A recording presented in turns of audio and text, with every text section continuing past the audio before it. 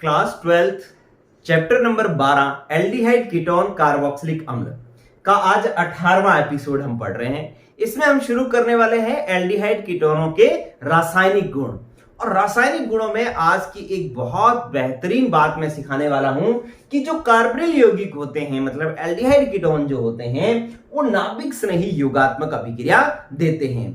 अब हमें पहले तो समझना है कि नाभिक स्नेही योगात्मक अभिक्रिया होती क्यों है। फिर एक क्वेश्चन आता है कि कार्बोनिल यौगिक नाभिक स्नेही योगात्मक अभिक्रिया देते हैं क्यों, ये क्वेश्चन हमने सीखना है। तो पहले जानते हैं कि नाभिक स्नेही योगात्मक अभिक्रिया होती क्या है। जैसे कि आप देख रहे हैं कि मान लो मेरे पास कार्बोनिल समूह ये है, मैं लिखा C डबल बॉन्ड O और ये दो संयोजकताएं खाली, ये क्या है? कार्बोनिल समूह। एल्डिहाइड हो सकता है या कीटोन हो सकता है। अब मैं इसकी किसी से अभिक्रिया करवाऊं, किसी भी एक उत्पाद से, मान लो एक अभिकारक से, मैंने इसकी अभिक्रिया HCN से करवाई, ठीक है। तो क्या होता है बच्चों, ये इस तरीके से होता है कि क्योंकि इसके अंदर डबल बॉन्ड है। क्या है? Double bond. जहां भी डबल बॉन्ड होता है वहां योगात्मक अभिक्रिया होती है। डबल बॉन्ड या ट्रिपल बॉन्ड आ जाता है तो कौन सी अभिक्रिया होती है? योगात्मक अभिक्रिया होती है। तो यहां पर डबल बॉन्ड आ गया तो योगात्मक अभिक्रिया होगी। और इस तरीके से होगा कि ये जो दोनों के बीच में डबल बॉन्ड है ना, एक बॉन्ड टूट जाएगा तो एक संयोजकता यहां खाली, एक यहां खाली, ठीक है। अब कार्बन और ऑक्सीजन में से कार्बन प्लस होगा और ऑक्सीजन क्या होगा? माइनस, ठीक है। अब ये जो HCN है, HCN में H प्लस और CN माइनस। अब आप जानते हो प्लस माइनस पर जुड़ता है, माइनस प्लस पर जुड़ता है। तो ये जो CN होगा वो किस पर जुड़ेगा? इस प्लस पर जुड़ेगा। और जो ये प्लस होगा वो यहां पर इस माइनस पर जुड़ेगा और इस प्रकार से उत्पाद बनेगा। अब दो क्रियाकारक थे, कार्बोनिल समूह और एक HCN, दोनों ने मिलकर के एक ही उत्पाद का निर्माण किया है। जब दो अभिकारक मिलकर के एक ही उत्पाद का निर्माण करते हैं तो उसे हम योगात्मक अभिक्रिया कहते हैं। ध्यान रहे, अभी मैंने नाभिक स्नेही की बात नहीं समझाई, ठीक है। मैंने सिर्फ ये समझाया है कि ये योगात्मक अभिक्रिया हो रही है क्योंकि दो क्रियाकारक मिलकर के एक ही उत्पाद दे रहे हैं। योगात्मक अभिक्रिया क्यों हो रही है? क्योंकि कार्बोनिल समूह के अंदर पाई बॉन्ड है, डबल बॉन्ड है, इसकी वजह से योगात्मक अभिक्रिया हो रही है। क्लियर हुई बात? अब मैं बात करता हूं कि नाभिक स्नेही योगात्मक अभिक्रिया क्या होती है।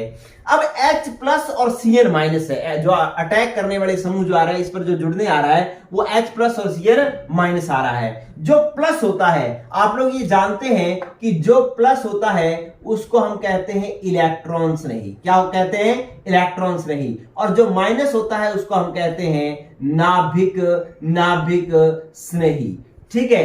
तो इस अभिक्रिया के अंदर जब ये दोनों इससे जुड़ते हैं तो पहले H प्लस जुड़ता है या पहले CN माइनस जुड़ता है? इस अभिक्रिया के अंदर पहले जो है वो CN माइनस जुड़ता है। ये नाभिक स्नेही पहले जुड़ता है, ये बाद में जुड़ता है। जो इलेक्ट्रॉन स्नेही होता है वो कब जुड़ता है? बाद में जुड़ता है। इसलिए हम इसको नाभिक स्नेही योगात्मक अभिक्रिया कहते हैं। देखो बच्चों, अभी तक मैंने ऐसा कुछ नहीं सिखाया कि ये नाभिक स्नेही योगात्मक अभिक्रिया क्यों देते हैं। मैंने सिर्फ और सिर्फ आपको ये बताया कि पहले बताया कि योगात्मक अभिक्रिया क्या है, कि दो क्रियाकारक जुड़ गए तो एक उत्पाद बना तो योगात्मक अभिक्रिया।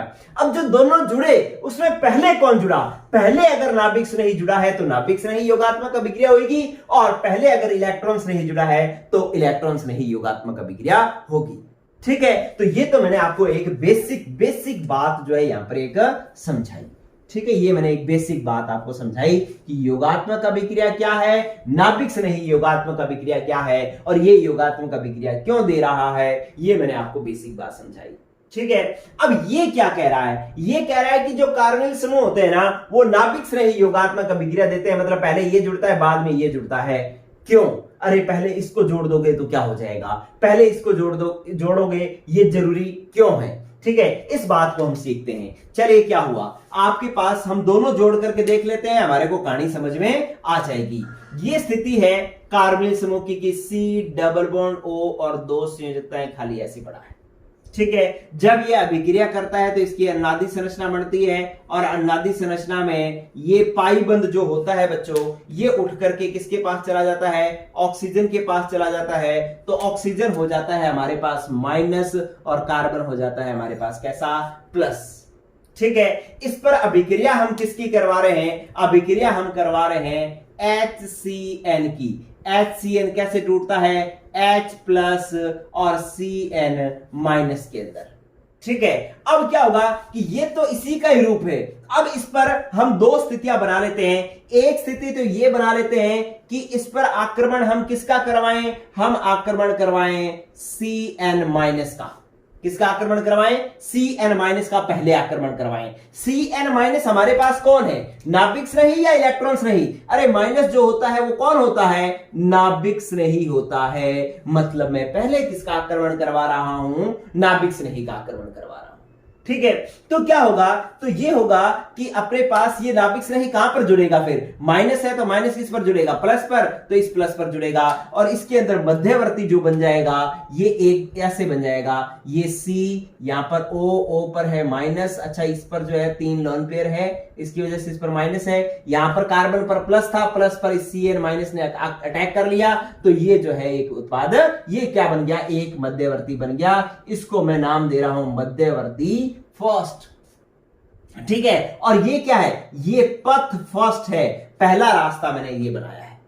क्यों बनाया मैंने ये पहला रास्ता, क्योंकि मैं दोनों काम करके देखना चाहता हूं। मैं पहले इसको भी जोड़ करके देखना चाहता हूं, Cn माइनस को एक बार पहले जोड़ के देखना चाहता हूं, एक बार मैं H प्लस को जोड़ करके देखना चाहता हूं। तो रास्ता नंबर 2, पथ नंबर 2, इसको कहता हूं मैं पथ सेकंड, पाथ सेकंड। ठीक है, तो इस रास्ते में मैं क्या करता हूं, पहले मैं H प्लस को अटैक करवाता हूं। तो इस रास्ते में अगर H प्लस अटैक करेगा तो कहां पर अटैक करेगा, जहां माइनस है। माइनस किस पर है, O पर है, O पर है, तो अपनी स्थिति ये बनेगी। इसके अंदर जो मध्यवर्ती, दूसरे रास्ते के अंदर जो मध्यवर्ती बनेगा वो ये वाला बनेगा कि H जो है यहां पर जुड़ जाएगा, ये 2 लोन पेयर बच जाएंगे, कार्बन पर बचेगा प्लस, और ये बनेगा मध्यवर्ती सेकंड।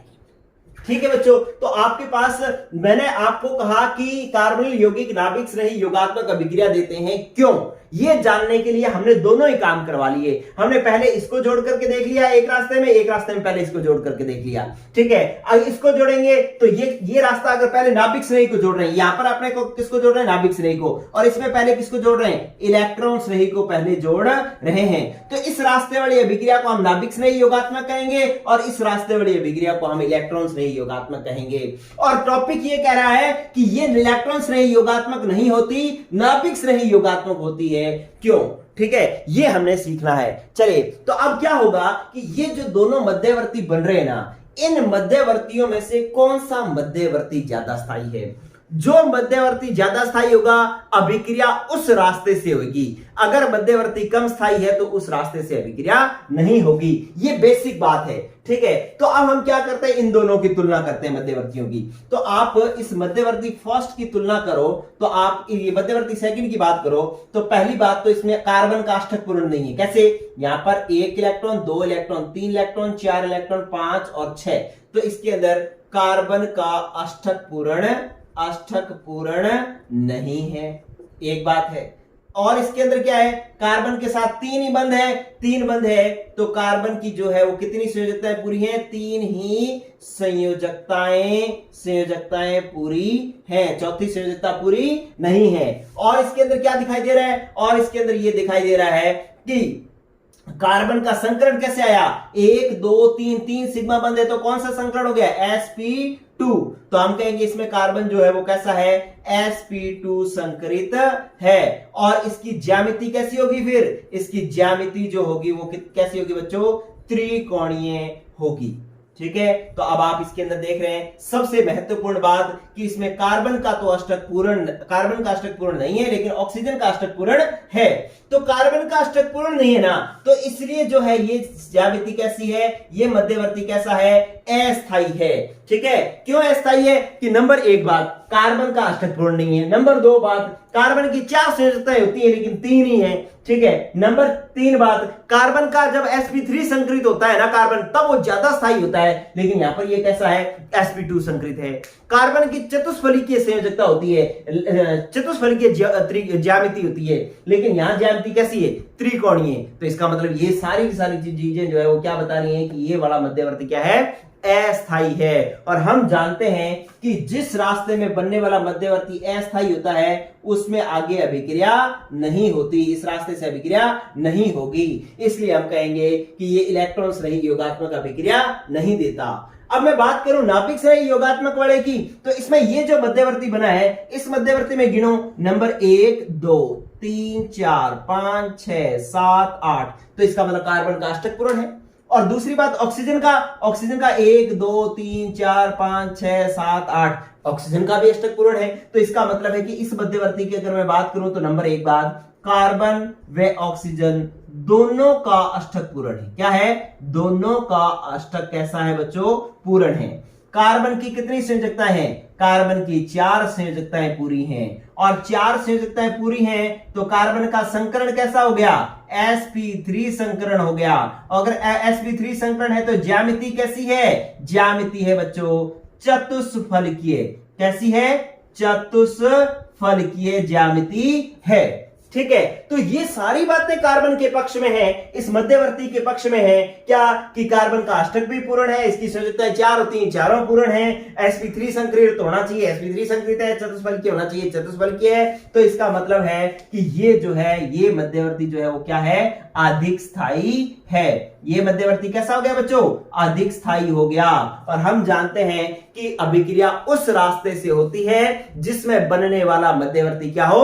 अधिक स्थायी हो। तो इसका मतलब इस रास्ते से आगे अभिक्रिया चलेगी। आगे अभिक्रिया चलने का मतलब क्या है? कि पहले Cn- जुड़ गया, अब कौन जुड़ेगा? H+, अब जुड़ेगा H+, और H+ जुड़ेगा तो अपने पास ये बन जाएगा C, 2 संयोजकताएं खाली, यहां पर Cn, यहां पर O, माइनस पर एक H+ जुड़ जाएगा तो ये हो जाएगा उदासीन, और ये बन जाएगा उत्पाद। क्या बन जाएगा? उत्पाद बन जाएगा। ठीक है, तो इस प्रकार से हम समझे कि जो कार्बोनिल यौगिक होते हैं वो नाभिक स्नेही योगात्मक अभिक्रिया ही क्यों देते हैं? तो आप कहेंगे क्योंकि नाभिक स्नेही योगात्मक अभिक्रिया जब देता है, जब पहले नाभिक स्नेही जुड़ता है, नाभिक स्नेही जुड़ता है किस पर? इस कार्बन पर जुड़ता है। पहले नाभिक स्नेही माइनस जो है इस कार्बन प्लस पर पहले जुड़ता है, तो जो पहला मध्यवर्ती बनता है उसमें कार्बन और ऑक्सीजन का दोनों का अष्टक पूर्ण होता है। कार्बन की 4 संयोजकताएं होती हैं, sp3 संक्रिय होता है, चतुष्फलकीय होता है। इसका मतलब ये ज्यादा स्थायी है, ज्यादा स्थायी है तो इस रास्ते से आगे अभिक्रिया चलेगी और H+ जुड़ करके उत्पाद बनाएगा। लेकिन ये अभिक्रिया आगे रास्ते में नहीं चलेगी क्योंकि इसका बनने वाला मध्यवर्ती क्या है? अस्थायी है। ठीक है बच्चों, तो इस प्रकार से हम कह सकते हैं कि कार्बोनिल यौगिक जो है वो कौन सी अभिक्रिया देता है? नाभिक स्नेही योगात्मक अभिक्रिया देता है। ठीक है, चलिए अब आप इसके अंदर जो है ना एक मुख्य बातें, जो कुछ मुख्य बातें जो है वो गौर कर लो। क्या? एक बात तो ये नोट कर लो यार कि इसका मतलब ये वाली अभिक्रिया तो होती नहीं, ये वाला साइड तो होता ही नहीं है, ये वाली साइड अभिक्रिया चलती है, ऐसे होगी अभिक्रिया। तो इसका मतलब ये हुआ कि सबसे पहली बात तो माइनस अटैक करेगा। पहले कौन अटैक करेगा? माइनस। आप किसी से भी अभिक्रिया कराओ पहले कौन अटैक करेगा? माइनस। माइनस को हम क्या कहते हैं? नाभिक स्नेही को अपने न्यूक्लियोफाइल भी कहते हैं, Nu- भी लिखा हो सकता है। ठीक है, तो पहले नाभिक स्नेही अटैक करेगा, ये बात समझ लो। कहां पर अटैक करेगा? कार्बन का जो ये प्लस आवेश है इस पर अटैक करेगा। ये बात समझ लो, क्योंकि ये समझोगे तो कल की क्लास समझ में आएगी, अगर ये नहीं समझा तो कल की क्लास भी समझ में नहीं आएगी।